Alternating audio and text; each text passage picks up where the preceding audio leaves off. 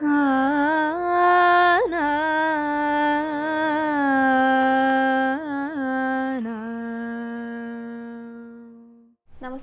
Guruvayur devotees ഓൺലൈനിലേക്ക് ഏവർക്കും സ്വാഗതം. സർവം കൃഷ്ണമയം. കൃഷ്ണായ വാസുദേവായ ദേവകീനന്ദനായ ച നന്ദഗോപകുമാരായ ഗോവിന്ദായ നമോ നമഃ.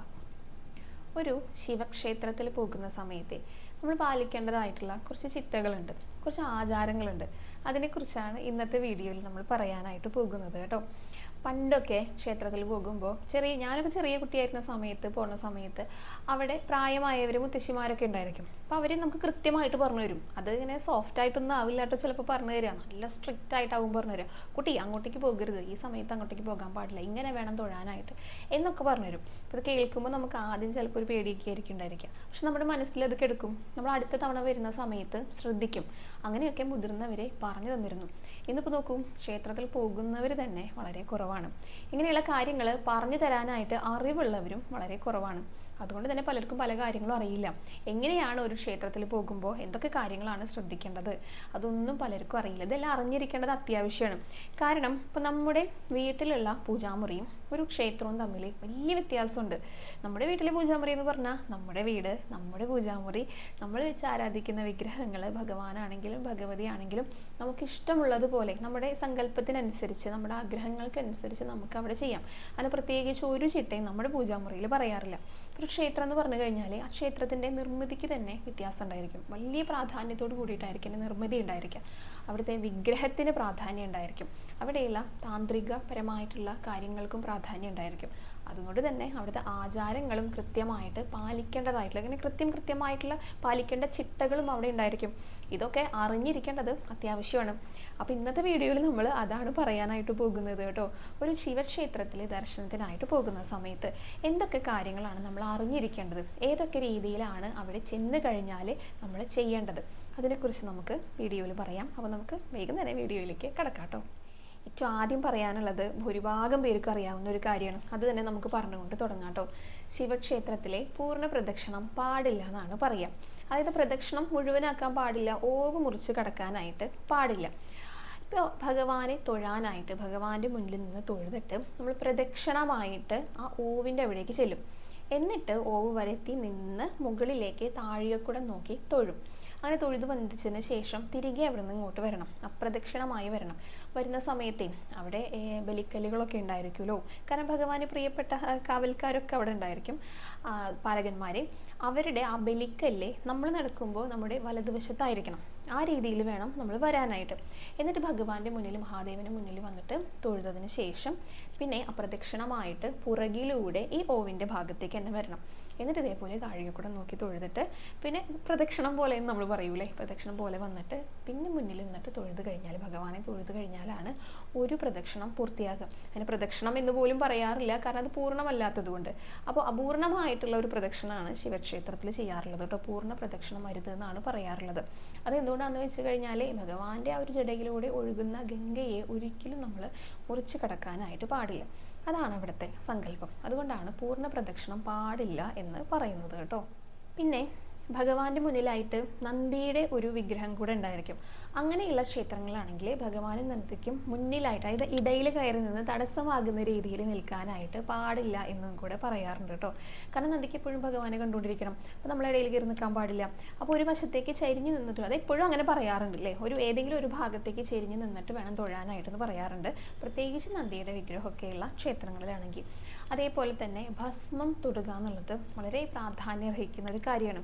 ഭസ്മം നമ്മൾ സാധാരണ വീടുകളിലും തൊടാറുണ്ട് കേട്ടോ. ഇപ്പോൾ രാവിലെ നനച്ചിട്ടും വൈകുന്നേരം നനയ്ക്കാതെ തൊടണം എന്നാണ് പറയുക. അത് പുരുഷന്മാരാണ് അങ്ങനെ കൂടുതലും ചെയ്യാറുള്ളത്.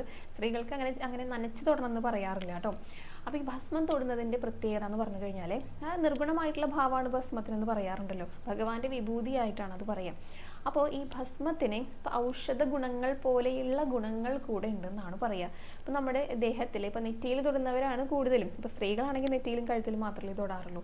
അതുകൂടാതെ പുരുഷന്മാർക്ക് ഇപ്പോൾ ഈ അശുദ്ധി ഇല്ലാത്ത സ്ത്രീകൾ ഉണ്ടായിരിക്കുമല്ലോ. ഇപ്പോൾ ഒരു വയസ്സിന് മുകളിലുള്ള സ്ത്രീകൾക്ക്, പ്രായമായിട്ടുള്ള അമ്മമാർക്കൊക്കെ ആണെങ്കിലും അവർക്കും സന്ധികളിലൊക്കെ തൊടാന്ന് പറയും.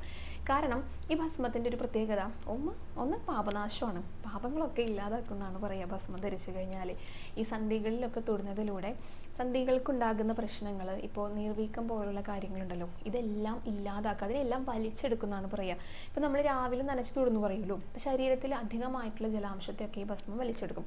വൈകുന്നേരം നനയ്ക്കാതെ തൊടുന്ന സമയത്ത് ഈ അണുക്കളേനെയും അതേപോലെ തന്നെ ആഗിരണം ചെയ്യും. ഇപ്പോൾ വൈകുന്നേരം എന്ന് പറഞ്ഞു കഴിഞ്ഞാൽ സൂര്യനില്ലാത്ത സമയമാണ്, അന്തരീക്ഷത്തിൽ അണുക്കൾ ധാരാളമായിട്ട് വർദ്ധിക്കുന്ന ഒരു സമയമാണ്. അപ്പം അതിനെ പോലും ഇത് ഇല്ലാതാക്കും. അതുകൊണ്ട് നമുക്ക് യാതൊരുവിധ ദോഷങ്ങളും ഉണ്ടാകില്ല, നമ്മുടെ ശരീരത്തിന് നല്ലതേ നൽകുള്ളൂ ഭസ്മം ധരിച്ചു കഴിഞ്ഞാൽ. ശിവക്ഷേത്രത്തിൽ പോകുന്ന സമയത്ത് ഭസ്മം ധരിക്കൂ എന്ന് പറയാറുണ്ട് കേട്ടോ. അടുത്തതായിട്ട് ശിവക്ഷേത്രത്തിൽ പോയിട്ട് നമ്മൾ തൊഴുത് കഴിഞ്ഞുല്ലോ, തൊഴുതിട്ട് വരുന്ന സമയത്തെ പുറത്തേക്ക് ഇറങ്ങുന്നതിന് മുൻപായിട്ട് കുറച്ച് സമയം അവിടെ ഇരുന്നിട്ട് നാമം ജപിക്കണം എന്ന് പറയും. ഒട്ടുമിക്ക ക്ഷേത്രങ്ങളിൽ പോകുമ്പോഴും ഭക്തർ അങ്ങനെ ചെയ്യുന്നത് കാണാറുണ്ട് അല്ലേ. പക്ഷെ ശിവക്ഷേത്രത്തിൽ അത് നിർബന്ധമായിട്ടും ചെയ്യണം എന്ന് പറയും. കാരണം എന്താണെന്നറിയോ? ഇപ്പോൾ നമ്മളൊരു വീട്ടിലേക്ക് ഗസ്റ്റായിട്ട് പോകുക എന്ന് വിചാരിക്കാം. ആ പോകുന്ന സമയത്ത് ആ വീട്ടിലുള്ളവരെ നമ്മളതിനെ സ്വീകരിക്കും, നമുക്ക് വേണ്ട കാര്യങ്ങളൊക്കെ ചെയ്തു തരും, നമ്മളെല്ലാം കൂട്ടിക്കൊണ്ട് പോയി കാണിക്കും. എന്നിട്ട് നമ്മൾ യാത്ര പറഞ്ഞിട്ട് അവിടെ നിന്ന് പുറത്തേക്ക് ഇറങ്ങുക ചെയ്യാം. അതേപോലെ തന്നെ ശിവക്ഷേത്രത്തിൽ പോകുകയാണെങ്കിലും നമ്മളെ സ്വീകരിക്കാനായിട്ട് അവിടെ കുറച്ച് പേരുണ്ട്, ഭഗവാന്റെ ഭൂതഗണങ്ങൾ അവിടെയുണ്ട്. അപ്പോൾ അവർ നല്ല സന്തോഷത്തോട് കൂടിയിട്ടാണ് വരിക നമ്മളെ സ്വീകരിക്കാനായിട്ട്, നമ്മളെ കൊണ്ടുപോയി തൊഴിയിപ്പിക്കും, നമ്മുടെ കൂടെ അവർ നമ്മുടെ പിന്നാലെ അവർ കൂടുന്നതാണ് പറയാം. ഇതൊന്നും നമുക്ക് പറഞ്ഞു കഴിഞ്ഞാൽ നമുക്കത് ഫീൽ ചെയ്യില്ല, അല്ലെങ്കിൽ നമുക്ക് അവർ നമ്മുടെ കൂടെ ഉണ്ടെന്ന് നമുക്ക് തോന്നില്ല. കാരണം നമ്മൾ ആരും കണ്ടിട്ടില്ല. പക്ഷെ ആചാര്യന്മാരൊക്കെ പറഞ്ഞു കേട്ടിട്ടുള്ള കാര്യമാണ് കേട്ടോ. നമ്മളെ തൊഴിയിപ്പിക്കാനായിട്ട് എല്ലായിടത്തും പോയി തൊഴുതോളൂ, എല്ലാ കാര്യങ്ങളും ചെയ്തോളൂ എന്ന് പറഞ്ഞിട്ട് നമ്മുടെ കൂടെ തന്നെ നമ്മുടെ പുറകിലായിട്ട് അവരുണ്ടാക്കുന്നതാണ് പറയുക ഭഗവാന്റെ ഭൂതഗണങ്ങൾ. അപ്പോൾ നമ്മൾ തിരിച്ചു വരുന്ന സമയത്തെ കുറച്ച് നേരം എല്ലാ തൊഴിലൊക്കെ കഴിഞ്ഞിട്ട് കുറച്ച് നേരം അവിടെ നിന്നിട്ട് നാമം ജപിക്കുമ്പോൾ അവർക്ക് മനസ്സിലാകുന്നു ഇവർ പോകാനായിട്ടുള്ള തയ്യാറെടുപ്പാണ്. അങ്ങനെ മനസ്സിലാക്കാൻ ഓരോരുത്തർക്കും നമ്മൾ ഓരോരോ സിമ്പിളായിട്ടല്ലേ പറഞ്ഞു കൊടുക്കാം. അവർക്ക് അങ്ങനെ ചെയ്താലാണ് അവർക്ക് മനസ്സിലാകുക അവർ പോകാനായിട്ട് ഇറങ്ങുകയെന്ന്. അപ്പോൾ അവർ ഈ ആളിനെ വിട്ടിട്ട് അടുത്ത ആളുടെ അടുത്തേക്ക് പൊക്കോളും. അല്ലെങ്കിൽ അവർക്ക് മനസ്സിലായില്ല അവർ നമ്മുടെ കൂടെ വരുന്നതാണ് പറഞ്ഞു കേട്ടിരിക്കുന്നത് കേട്ടോ. അപ്പോൾ ഇത് തന്നെയാണെങ്കിലും നാമം ജപിക്കുക എന്നുള്ളത് പ്രധാനപ്പെട്ടൊരു കാര്യമാണ് അല്ലേ. അപ്പോൾ ഏത് ക്ഷേത്രത്തിൽ പോകുകയാണെങ്കിലും അവിടുത്തെ ദേവൻ്റെ, മഹാദേവനാണെങ്കിൽ മഹാദേവൻ്റെ, ഗുരുവായൂരപ്പനാണെങ്കിൽ ഗുരുവായൂരപ്പൻ്റെ, അല്ലെങ്കിൽ ഭഗവതിയുടെ ഒക്കെ നാമം ജപിക്കുക എന്ന് പറയുന്നത് വളരെ നല്ല കാര്യം. അപ്പോൾ തൊഴുതതിന് ശേഷം പുറത്തേക്ക് ഇറങ്ങുന്നതിന് മുൻപായിട്ട് കുറച്ച് നേരം അവിടെ ഇരിക്കുക, എന്നിട്ട് നാമം ജപിക്കുക, നമഃ ശിവായ ജപിക്കുക. പിന്നത്തെ ഒരു കാര്യം പറയുന്നത്, മഹാദേവ ക്ഷേത്രത്തിൽ പോകുമ്പോൾ ഒരിക്കലും ബഹളം വെക്കാനായിട്ട് പാടില്ല. അതിനൊരു ഉദാഹരണം പറഞ്ഞാൽ പെട്ടെന്ന് മനസ്സിലാവും. ഗുരുവായൂർ ക്ഷേത്രത്തിൽ നോക്കൂ, നിറയെ ഭക്തർ വരുന്നൊരു സമയമാണ്. അപ്പോൾ കുറേ പേരിങ്ങനെ സംസാരിക്കുന്നുണ്ടായിരിക്കും. നാമം ജപിക്കാനായിട്ട് വരുന്നവർ വളരെ കുറച്ചേ ഉണ്ടായിരിക്കുള്ളൂ. നാമം ജപിച്ചുകൊണ്ട് നടക്കുന്ന, നാമം ജപിച്ചുകൊണ്ടിരിക്കുന്ന എത്ര പേരെ നമുക്ക് കാണാൻ പറ്റും. പക്ഷെ വർത്തമാനം പറഞ്ഞുകൊണ്ട് നടക്കുന്നവരായിരിക്കും കൂടുതലുണ്ടായിരിക്കാം. താരതമ്യേന ബഹളം കൂടുതലാണ്. കാരണം അതൊരു മഹാക്ഷേത്രമാണ്, നിരവധി ഭക്തർ വരുന്നുണ്ട്, അതും കൊണ്ടും കൂടിയിട്ടാണ് കേട്ടോ ഇത്രയധികം ബഹളമൊക്കെ. പക്ഷെ നേരെ മറിച്ച് മമ്മിയൂർ ക്ഷേത്രത്തിൽ അങ്ങോട്ട് പോയി കഴിഞ്ഞാൽ അവിടെ മഹാദേവനാണ്. അവിടെ അത്ര വലിയ ബഹളമൊന്നും ഉണ്ടായിരിക്കില്ല. കാരണം മഹാദേവ ക്ഷേത്രത്തിൽ ബഹളം വയ്ക്കാനേ പാടില്ല. ധ്യാനത്തിലിരിക്കുന്ന ഭഗവാനാണ്. അപ്പോൾ ഒരാൾ ധ്യാനത്തിലിരിക്കുമ്പോൾ നമ്മൾ അവരെ ബുദ്ധിമുട്ടിക്കാനായിട്ട് പാടില്ലല്ലോ. അതുകൊണ്ട് തന്നെ മഹാദേവ ക്ഷേത്രത്തിൽ പോകുമ്പോൾ ഒട്ടും ബഹളം വയ്ക്കാനായിട്ട് പാടില്ല. ഇനി എന്തെങ്കിലും ശബ്ദം നമ്മുടെ അടുത്തുനിന്ന് വരുന്നുണ്ടെങ്കിൽ അത് നാമജപമായിരിക്കണം. നമഃ ശിവായ ജപിക്കുന്ന ശബ്ദം മാത്രമേ വരാൻ പാടുള്ളൂ. അതും വളരെ പതുക്കെ ജപിക്കണം എന്നാണ് പറയുക. ഒരിക്കലും ബഹളം വെച്ചിട്ട് മഹാദേവ ക്ഷേത്രത്തിൽ തൊഴാനായിട്ട് പാടില്ല. പിന്നെ പറയുന്ന ഒരു കാര്യം, മുടി അഴിച്ചിട്ട് പോകാൻ പാടില്ല എന്നുള്ളതാണ്. അതിപ്പോൾ മഹാദേവ ക്ഷേത്രത്തിൽ മാത്രമല്ല കേട്ടോ, ഒരു ക്ഷേത്രത്തിൽ പോകുമ്പോൾ മുടി അഴിച്ചിട്ട് പോകാനായിട്ട് പാടില്ല എന്ന് ഞാൻ പറഞ്ഞിട്ടുണ്ട്. അതിൻ്റെ കാരണങ്ങളും പറഞ്ഞു തന്നിട്ടുണ്ട്. അതുകൊണ്ട് കൂടുതലും വിശദീകരിക്കുന്നില്ല. എന്നാലും പറയാം, മുടിയൊക്കെ ഇങ്ങനെ നമ്മൾ ഇങ്ങനെ തൊടുക അല്ലെങ്കിൽ ഇത് അഴിച്ചിടുന്ന സമയത്ത് താഴേക്ക് ഊരി വീഴാനുള്ള, ഇത് കൊഴിഞ്ഞു വീഴാനുള്ള സാധ്യതയൊക്കെ ഉണ്ട്. അപ്പോൾ അശുദ്ധിയാണല്ലോ പറയാം. അതുകൊണ്ട് തന്നെയാണ് അത് ഐശ്വര്യക്കേടാണെന്ന് അതുകൊണ്ട് പറയാറുണ്ട്. അതുകൊണ്ട് മുടി കെട്ടി വെക്കാനായിട്ട് പറയാറുണ്ട് കേട്ടോ. അപ്പോൾ മുടി കെട്ടി വെച്ചിട്ട് പോകണം ക്ഷേത്രത്തിലേക്ക് എത്താനായിട്ട്. അതേപോലെ തന്നെ ഒട്ടും ബഹളം വെക്കാനായിട്ടും പാടില്ല. അടുത്തതായിട്ടേ, ഒരു വയസ്സ് തികയാത്ത കുട്ടികളെ മഹാദേവ ക്ഷേത്രത്തിലേക്ക് കൊണ്ടുപോകരുതെന്ന് പറയാറുണ്ട് കേട്ടോ. കുട്ടികളൊക്കെ ജനിച്ചു കഴിഞ്ഞിട്ട് 6 മാസമായി കഴിഞ്ഞാൽ അവർക്ക് ചോറൂണ് നടത്തും. പക്ഷേ 6 മാസമായി കഴിഞ്ഞാൽ ചോറൂണ് നടത്തിയിട്ടുള്ളപ്പോൾ മഹാവിഷ്ണു ക്ഷേത്രങ്ങളിലൊക്കെ പോകാം. പക്ഷേ മഹാദേവ ക്ഷേത്രത്തിലാണെങ്കിൽ 1 വയസ്സ് കഴിഞ്ഞിട്ട്, അത് പിറന്നാളിൻ്റെ അന്നാണ്, 1-ാം പിറന്നാളിൻ്റെ അന്നാണ് മഹാദേവനെ കൊണ്ടുപോയിട്ട് കാണിക്കുക. അതെന്തുകൊണ്ടാണെന്ന് വെച്ച് കഴിഞ്ഞാൽ ധ്യാനത്തിലിരിക്കുന്ന മഹാദേവനാണ്. വളരെ ശക്തിയുള്ള ഒരു ഭാവമാണത്. ബാക്കിയുള്ള ഏത് പ്രതിഷ്ഠയേക്കാളും ആ വിഗ്രഹത്തിൽ നിന്ന് വരുന്ന ആ ഒരു ചൈതന്യം ഉണ്ടല്ലോ, അത് വളരെ പവർഫുള്ളാണ്, വളരെ സ്ട്രോങ് ആയിട്ടുള്ള ഒരു ചൈതന്യമാണ് വരിക. ചെറിയ കുട്ടികളെ സംബന്ധിച്ചിടത്തോളം അവർക്കതിനെ താങ്ങാനുള്ള ഒരു ശേഷിയില്ല എന്നാണ് പറയാറുള്ളത്. നമ്മൾ മുതിർന്നവരെ പോലെയല്ല ചെറിയ കുട്ടികൾ, അത്രയും വലിയൊരു പ്രഭാവമാണ് അവിടെ നിന്ന് വരിക. അതുകൊണ്ടാണ് ചെറിയ കുട്ടികളെ, 1 വയസ്സ് തികയാത്ത കുട്ടികളെ മഹാദേവ ക്ഷേത്രത്തിലേക്ക് കൊണ്ടുപോകരുതെന്ന് പറയുന്നത് കേട്ടോ. ഇത് മാത്രമല്ല, അപ്പോൾ കുട്ടികളെയൊക്കെ കൊണ്ടുപോയി കഴിഞ്ഞാൽ ഏതെങ്കിലും തരത്തിലുള്ള അശുദ്ധിയൊക്കെ ഉണ്ടാകാൻ സാധ്യതയുണ്ട്. ചെറിയ കുട്ടികൾ ഇപ്പോൾ അവിടെ വായിൽ നിന്ന് എന്തെങ്കിലും വീണിട്ടോ, അല്ലെങ്കിൽ ഇപ്പോൾ മൂത്രമൊക്കെ ഒഴിക്കുന്ന കുട്ടികൾ, അങ്ങനെയൊക്കെ ചെറിയ കുട്ടികളല്ലേ, അവരെന്തായാലും അങ്ങനെയൊക്കെ ചെയ്യുമല്ലോ. അപ്പോൾ അശുദ്ധിയൊക്കെ ഉണ്ടായിക്കഴിഞ്ഞാലേ ബാക്കിയുള്ള ക്ഷേത്രങ്ങളെക്കാളും ഈ ശുദ്ധീകരിക്കാനായിട്ടുള്ള കാര്യങ്ങളുണ്ടല്ലോ, അത് കുറച്ചും കൂടെ വിപുലമാണ്. അതുകൊണ്ടും കൂടിയിട്ടാണ് ചെറിയ കുട്ടികളെ, അതായത് 1 വയസ്സ് തികയാത്ത കുട്ടികളെ മഹാദേവ ക്ഷേത്രത്തിലേക്ക് കൊണ്ടുപോകരുതെന്ന് പറയുന്നത് കേട്ടോ. അടുത്തത് പറയുന്നതേ, നമ്മൾ ക്ഷേത്രത്തിൽ പോകുന്ന സമയത്ത് വഴിപാടായിട്ട് എന്തെങ്കിലുമൊക്കെ കൊണ്ടുപോകുക എന്നുള്ളതാണ്. അതങ്ങനെ നിർബന്ധം പറയാറില്ല, എന്നാലും ഒന്ന് ആലോചിച്ച് നോക്കൂ. നമ്മളൊരു ക്ഷേത്രത്തിലേക്ക് പോകുകയാണ്, അത് ഏത് ക്ഷേത്രത്തിലേക്കും ആയിക്കോട്ടെ, നമ്മുടെ വകയായിട്ട് ഇപ്പോൾ നമ്മുടെ വീട്ടിലുണ്ടായിട്ടുള്ള എന്തെങ്കിലും പുഷ്പങ്ങൾ, തുളസി, ഇതൊക്കെ കൊണ്ടുപോകാനായിട്ട് നമുക്ക് സാധിച്ചു കഴിഞ്ഞാൽ, അതവിടെ കൊണ്ടുപോയി സമർപ്പിച്ചു കഴിഞ്ഞാൽ നമ്മുടെ മനസ്സിൽ തന്നെ ഒരു സന്തോഷം ഉണ്ടാകും അല്ലേ. ഇപ്പോൾ ഒരു ക്ഷേത്രത്തിലെ പൂജകൾക്ക് ആവശ്യമായിട്ടുള്ള എന്തെങ്കിലും ഒരു കാര്യം നമുക്കായിട്ട് സമർപ്പിക്കാനായിട്ട് സാധിച്ചു കഴിഞ്ഞാൽ എല്ലാം ഭഗവാൻ നൽകുന്നതാണ്. പക്ഷെ ഭഗവാൻ നൽകാനുള്ള, അല്ലെങ്കിൽ ആ ഒരു മനസ്സ് ഭഗവാൻ ഉണ്ടായല്ലോ, അപ്പം അത് നമ്മൾ തിരികെ ഭഗവാന് സമർപ്പിക്കുക. എന്തെങ്കിലുമൊക്കെ ഒന്ന് ഭഗവാന് കൊടുത്തു വന്നു കഴിഞ്ഞാൽ ക്ഷേത്രത്തിൽ പോയി തൊഴുതാൽ തന്നെ നമുക്ക് നല്ല സന്തോഷം ഉണ്ടാകും. എന്തെങ്കിലും വഴിപാട് സമർപ്പിക്കുകയാണെങ്കിലും സന്തോഷം ഉണ്ടാകും. ഇപ്പോൾ പണമായിട്ട് കൊടുക്കാനായിട്ട് സാധിക്കാത്തവരുണ്ടായിരിക്കും, അങ്ങനെയുള്ളവരെ ഇപ്പോൾ പുഷ്പങ്ങളായിട്ട്, ഇപ്പോൾ മഹാദേവ ക്ഷേത്രത്തിലാണെങ്കിൽ കൂവളത്തിലയോ കൂവളമാലയോ ഒക്കെ സമർപ്പിക്കുന്നത് വളരെ വിശേഷമാണ് കേട്ടോ. ഇപ്പോൾ ക്ഷേത്രത്തിലേക്ക് പോകുന്ന സമയത്ത് ഇങ്ങനെ പുഷ്പങ്ങൾ ഒക്കെ കൊണ്ടുപോകാനായിട്ട് സാധിച്ചു കഴിഞ്ഞാൽ അത് വളരെ നല്ലതായിട്ടാണ് പറയാറുള്ളത്. അപ്പോൾ കൂവളമാല, കൂവളത്തില, ഒരു ശിവക്ഷേത്രത്തിലേക്ക് വഴിപാടായിട്ട് എന്തൊക്കെയാണോ നമുക്ക് സമർപ്പിക്കാനായിട്ട് സാധിക്കുക, അതൊക്കെ നമുക്ക് കണ്ടറിഞ്ഞിട്ട് ചെയ്യുന്നത് വളരെ വളരെ നല്ലതാണ് കേട്ടോ. അപ്പോൾ തൊഴാനായിട്ട് പോകുമ്പോൾ എന്തെങ്കിലും വഴിപാടായിട്ടും കൂടെ കൊണ്ടുപോകാനായിട്ട് ശ്രമിക്കാം. അതേപോലെ തന്നെ ചെയ്യേണ്ടുന്ന ഒരു കാര്യമാണ് നന്നായിട്ട് നാമം ജപിക്കുക എന്നുള്ളത്. നമഃശിവായ മന്ത്രം എപ്പോഴും ജപിച്ചുകൊണ്ടിരിക്കാം. ശിവക്ഷേത്രത്തിൽ കടന്ന സമയത്ത് തന്നെ ബാക്കി സംസാരിക്കാനൊന്നും പാടില്ല എന്ന് പറഞ്ഞല്ലോ. അപ്പോൾ എന്താ ചെയ്യേണ്ടത്? നമഃശിവായ ജപിച്ചുകൊണ്ടിരിക്കുക. അതേപോലെ തന്നെ തിങ്കളാഴ്ച വ്രതം ഒക്കെ എടുത്തിട്ട് പോകുന്നവരാണെങ്കിൽ, തിങ്കളാഴ്ച വളരെ പ്രധാനമാണല്ലോ മഹാദേവനെ. 30 തിങ്കളാഴ്ചയാണെങ്കിൽ ബഹുകേമെന്ന് വേണം പറയാനായിട്ട്. അപ്പോൾ തിങ്കളാഴ്ച വ്രതം എടുക്കുന്നവരെ, ഇനി എടുക്കാത്തവരാണെങ്കിലും തിങ്കളാഴ്ചകളിൽ ശിവക്ഷേത്ര ദർശനമൊക്കെ നടത്തുന്നത് വളരെ വളരെ ഉത്തമമാണ്. അപ്പോൾ നമ്മൾ ശിവന്റെ ക്ഷേത്രത്തിൽ പോകണമെന്ന് ആഗ്രഹിക്കുന്നുണ്ട്, അപ്പോൾ തിങ്കളാഴ്ച പോകാനായിട്ട് ശ്രമിക്കാം. തിങ്കളാഴ്ച പൊതുവെ അവധി ദിവസമല്ല, എന്നാൽ അവധിയൊക്കെ വീണ് കിട്ടുകയാണെങ്കിൽ, ഇനിയിപ്പോൾ വെക്കേഷനൊക്കെ അല്ലേ വരാനായിട്ട് പോകുന്നത്, അപ്പോൾ ചിലർക്കൊക്കെ അവധിയായിരിക്കും. അപ്പോൾ അങ്ങനെയുള്ള ദിവസങ്ങളിൽ തിങ്കളാഴ്ചകളിൽ ഇപ്പോൾ രാവിലെ പറ്റിയില്ലെങ്കിലും വൈകിട്ട് പോകാനായിട്ട് സാധിച്ചു കഴിഞ്ഞാൽ വളരെ നല്ലതാണ് കേട്ടോ. അപ്പോൾ ശിവക്ഷേത്രങ്ങളിൽ പോകുമ്പോൾ അത് തിങ്കളാഴ്ച ദർശനം നടത്താനായിട്ട് നമുക്ക് സാധിച്ചു കഴിഞ്ഞാൽ വളരെ വളരെ നല്ലതാണ്. തിങ്കളാഴ്ച വ്രതം എടുക്കുന്നതും വളരെ നല്ലതാണ് കേട്ടോ. അപ്പോൾ ഇത്രയൊക്കെ കാര്യങ്ങളാണ് പൊതുവെ ശിവക്ഷേത്രത്തിൽ പോകുമ്പോൾ നമ്മൾ ശ്രദ്ധിക്കാനായിട്ടുള്ളത്. ഇതിൽ ചിലതൊക്കെ പലർക്കും അറിയാട്ടോ, എന്നാലും അറിയാത്ത കുറച്ച് പേരെങ്കിലും ഉണ്ടായിരിക്കും. അപ്പോൾ അവർക്കൊക്കെ നമ്മൾ ശ്രദ്ധിക്കാൻ വേണ്ടിയിട്ടാണ്. നമ്മളെപ്പോഴും ആചാര മര്യാദകൾ പാലിച്ചുകൊണ്ട് പോകുമ്പോൾ അത് നമുക്കും കൂടെ നല്ലതാണല്ലോ. നമുക്ക് നന്നായിട്ട് തൊഴാനായിട്ട് സാധിക്കും. നമ്മുടെ മനസ്സിന് തന്നെ ഒരു സംതൃപ്തി ഉണ്ടായിരിക്കും. നമ്മൾ ചെയ്യുന്നതെല്ലാം ശരിയാണെന്നുള്ളൊരു ധാരണ ഉണ്ടായിരിക്കും. അപ്പോൾ അതൊക്കെ എന്തുകൊണ്ടും നല്ലതാണ്, ഇങ്ങനെയുള്ള കാര്യങ്ങൾ അറിഞ്ഞിരിക്കുക എന്നുള്ളത്. അപ്പോൾ അതാണ് ഇന്നത്തെ വീഡിയോയിൽ പറഞ്ഞിരിക്കുന്നത്. ഇനി ഒരു കഥ പറയാമെന്ന് വിചാരിക്കുകയാണ് കേട്ടോ. കുറേ ദിവസമായി കഥകളൊക്കെ പറയണമെന്ന് വിചാരിക്കുന്നു. അപ്പോൾ ഭഗവാന്റെ കഥകൾ പറയുന്ന ഒരു മാസം കൂടിയാണ് എന്ന് പറഞ്ഞിട്ടുണ്ടായിരുന്നല്ലോ. അപ്പോൾ ഭഗവാന്റെ തന്നെ കഥയാണ് പറയാനായിട്ട് പോകുന്നത്. ഇന്നലത്തെ ഗുരുവായൂരപ്പൻ്റെ അലങ്കാരം തിരുപ്പതി ഭഗവാനായിട്ടായിരുന്നു, വെങ്കിടാചലപതി ആയിട്ടായിരുന്നു ചാർത്തിയിട്ടുണ്ടായിരുന്നത്. അപ്പോൾ അതേ ഭഗവാന്റെ കഥയാണ് ഞാൻ പറയാനായിട്ട് പോകുന്നത് കേട്ടോ. തിരുപ്പതിയുടെ പ്രത്യേകത എല്ലാവർക്കും അറിയാം. ഒരു വലിയ സമ്പത്തുള്ള ഒരു ക്ഷേത്രമാണ്. ഇഷ്ടം പോലെ പണവും സ്വർണവും ഒക്കെയാണ് ഭക്തർ കൊണ്ടുവന്നിട്ട് തിരുപ്പതി ഭഗവാനെ സമർപ്പിക്കുന്നത്. പക്ഷെ എത്രയൊക്കെ സമർപ്പിച്ചു കഴിഞ്ഞാലും ഭഗവാനെ ആ കടം തീരുന്നില്ല എന്നാണ് പറയുന്നത് കേട്ടോ. അത് എന്തുകൊണ്ടാണെന്നറിയോ? ഭഗവാൻ കടം വാങ്ങിയിട്ടുണ്ട്. അപ്പോൾ ആ കടത്തിലേക്ക് കൊടുക്കുന്ന പലിശയിലേക്കാണ് ഈ വഴിപാടായിട്ട് ലഭിക്കുന്ന എല്ലാ പണവും സ്വർണവും സമ്പത്തും എല്ലാം പോകുന്നത്. അപ്പോൾ അതെന്തുകൊണ്ടാണ്, എങ്ങനെയാണ് ഭഗവാൻ ആ കടം വന്നത്, ആ കഥയാണ് പറയാനായിട്ട് പോകുന്നത് കേട്ടോ. ഒരിക്കൽ ഭൂമിയിലെ അധർമ്മം ഇങ്ങനെ കൊടികുത്തി വാഴുന്ന ഒരു സമയമാണ്. അധർമ്മം ഇങ്ങനെ കൂടി വരിക. അപ്പോൾ ഇതിന് എന്തെങ്കിലും ഒരു പോംവഴി വേണമല്ലോ, ഈ അധർമ്മമൊക്കെ ഇല്ലാതാക്കാൻ വേണ്ടിയിട്ട്. അങ്ങനെ കുറേ മഹർഷിമാരെ ഒരുമിച്ച് ചേർന്നിട്ട് ഒരു യാഗം നടത്താനായിട്ട് തീരുമാനിച്ചു. അപ്പോൾ യാഗം നടത്തുമ്പോൾ യാഗം ആരൊക്കെ സമർപ്പിക്കാം? പലർക്കും ഒരു സംശയം വന്നു. അതായത് ത്രിമൂർത്തികളിലെ ബ്രഹ്മാവിനോ മഹാവിഷ്ണുവിനോ മഹാദേവനോ ആർക്കാണ് സമർപ്പിക്കേണ്ടത് എന്നുള്ളൊരു സംശയം അവിടെ വന്നു. അപ്പോൾ ആർക്കാണ് സമർപ്പിക്കേണ്ടതെന്ന് അറിയാൻ വേണ്ടിയിട്ട് എല്ലാവരും പൃഥു മഹർഷിയുടെ അടുത്തേക്ക് കൂടിയിട്ടോ. അപ്പോൾ പൃഥു മഹർഷി പറഞ്ഞു, നമുക്കൊരു പരീക്ഷണം വെക്കാം. ഏറ്റവും കൂടുതൽ ക്ഷമാശീലം ആർക്കാണ്, അങ്ങനെയുള്ളവർക്ക് ഈ ഒരു യാഗം സമർപ്പിക്കാം എന്ന് പറഞ്ഞു.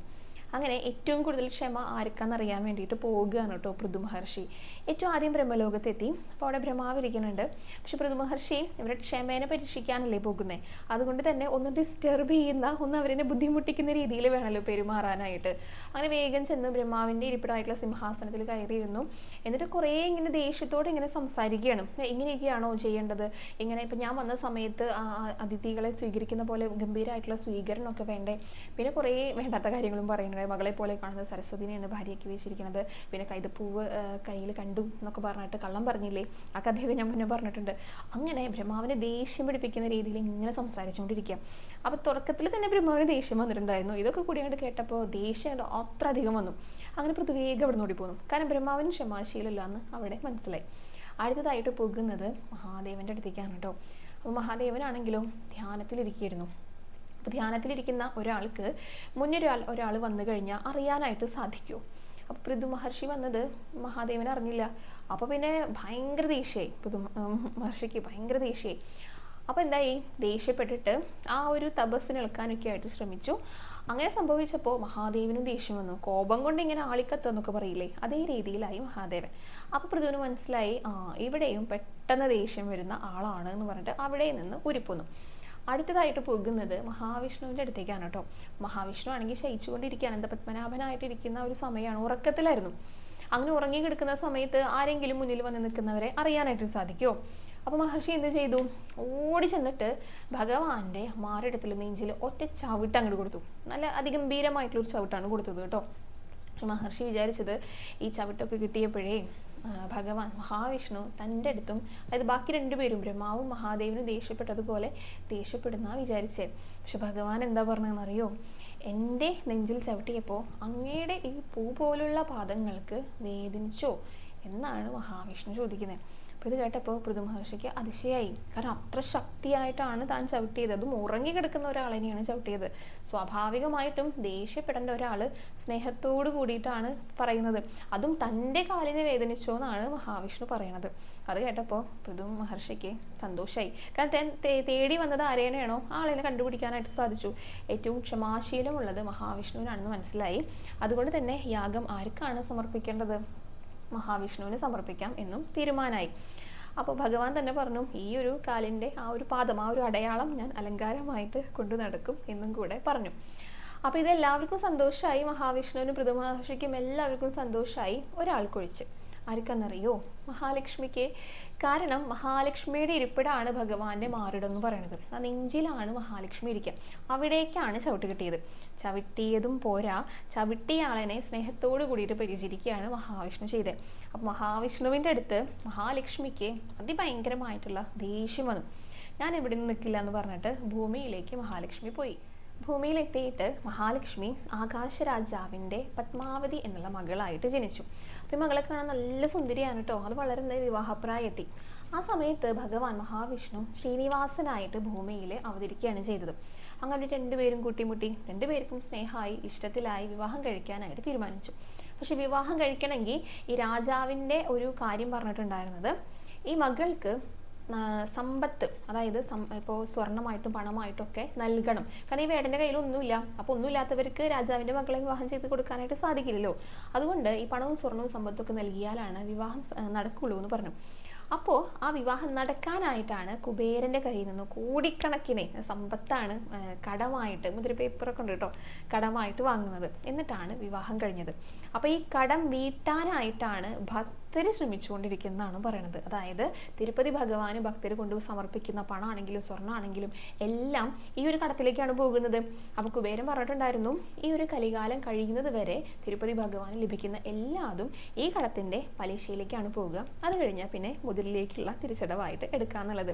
പിന്നെ ഒരു കാര്യം കൂടെ പറയുന്നുണ്ട് കേട്ടോ, നമ്മളിപ്പോൾ അധർമ്മത്തിലൂടെ സമ്പാദിക്കുന്ന പൈസയാണെങ്കിൽ തീർച്ചയായിട്ടും അത് പലിശയിലേക്ക് പോകും. പക്ഷെ ധർമ്മത്തിലൂടെ സമ്പാദിക്കുന്ന പണമാണ് തിരുപ്പതി ഭഗവാനെ കാണിക്കയായിട്ട് സമർപ്പിക്കുന്നതെന്ന് വെച്ച് കഴിഞ്ഞാൽ അത് തീർച്ചയായിട്ടും മുതലിലേക്ക് പോകും എന്നും കൂടെ പറയുന്നുണ്ട്. അപ്പോൾ എപ്പോഴും അധർമ്മമല്ല വേണ്ടത്, ധർമ്മത്തിലൂടെ സഞ്ചരിക്കണം എന്നുള്ള ഒരു കാര്യം കൂടെ ഇവിടെ നമുക്ക് ഈ കഥയിലൂടെ നമുക്ക് പറഞ്ഞു മനസ്സിലാക്കി തരുന്നുണ്ട് കേട്ടോ. കഥയൊക്കെ എല്ലാവർക്കും ഇഷ്ടമായിട്ടുണ്ടെന്ന് വിചാരിക്കണം. തിരുപ്പതി ഭഗവാനെ ദർശിച്ചവരൊക്കെ ഉണ്ടായിരിക്കും, ദർശിക്കണമെന്ന് ആഗ്രഹിക്കുന്നവരുണ്ടായിരിക്കും. അപ്പോൾ എല്ലാവർക്കും ഭഗവാനെ കാണാനായിട്ട് സാധിക്കട്ടെ എന്നും കൂടെ ഇവിടെ പ്രാർത്ഥിക്കുകയാണ് കേട്ടോ. അപ്പോൾ അതായിരുന്നു കഥ. അതേപോലെ തന്നെ ഒരു ശിവക്ഷേത്രത്തിൽ പോകുന്ന സമയത്ത് ശ്രദ്ധിക്കേണ്ട കാര്യങ്ങളെക്കുറിച്ചും പറഞ്ഞു തന്നിട്ടുണ്ടായിരുന്നു കേട്ടോ. ഞാൻ പറഞ്ഞതുപോലെ തന്നെ ഇതിൽ കുറേ കാര്യങ്ങളൊക്കെ ചിലർക്കൊക്കെ അറിയാം, പക്ഷെ അറിയാത്തവരായിട്ട് കുറേ പേരുണ്ട്. അപ്പോൾ അവർക്ക് പറഞ്ഞു കൊടുക്കാനുള്ള ഒരു അവസരം കൂടിയാണ്, മനസ്സിലാക്കാനുള്ള ഒരു അവസരം കൂടിയാണ്. അപ്പോൾ എല്ലാം മനസ്സിലാക്കിയിട്ട് ഇനി പോകുന്ന സമയത്ത് ഇതെല്ലാം നമ്മൾ ചെയ്യുന്നുണ്ടല്ലോ എന്ന് ഉറപ്പുവരുത്തുക. അപ്പോൾ അങ്ങനെയുള്ള ആചാരങ്ങളെ പറ്റിയിട്ട്, ചിട്ടകളെ കുറിച്ചൊക്കെ അതൊക്കെ അറിഞ്ഞിരിക്കുക എന്ന് പറയാം, അതൊരു അറിവും കൂടിയാണല്ലേ. നമുക്കറിയാമെങ്കിലാണ് മറ്റുള്ളവർക്ക് നമുക്ക് പറഞ്ഞു കൊടുക്കാനായിട്ട് സാധിക്കുള്ളൂ. അപ്പോൾ നമ്മുടെ വീട്ടിലുള്ള കുട്ടികൾക്ക് പറഞ്ഞു കൊടുക്കാം, മുതിർന്നവരും അറിയാത്തവരുണ്ടായിരിക്കും, മുതിർന്നവർക്ക് പറഞ്ഞു കൊടുക്കാം. അപ്പോൾ എല്ലാവർക്കും ഒരു ക്ഷേത്രത്തിൽ പോകുമ്പോൾ എങ്ങനെയൊക്കെയാണ് ദർശിക്കേണ്ടത്, അങ്ങനെയുള്ള കാര്യങ്ങളെല്ലാം അറിയട്ടെ. അപ്പോൾ ഇതോട് കൂടിയിട്ട് നമ്മുടെ വീഡിയോയും ഇവിടെ അവസാനിക്കുകയാണ് കേട്ടോ. ഇനി കൂടുതൽ വിശേഷങ്ങളൊക്കെ ആയിട്ട്, അലങ്കാരങ്ങളൊക്കെ ആയിട്ട്, ആർക്കെങ്കിലും സംശയങ്ങളുണ്ടെങ്കിൽ അതിൻ്റെ മറുപടിയൊക്കെ ആയിട്ട് അടുത്ത ദിവസത്തെ വീഡിയോയിൽ കാണാം. ഹരേ കൃഷ്ണ, ഹരേ ഗുരുവായൂരപ്പ.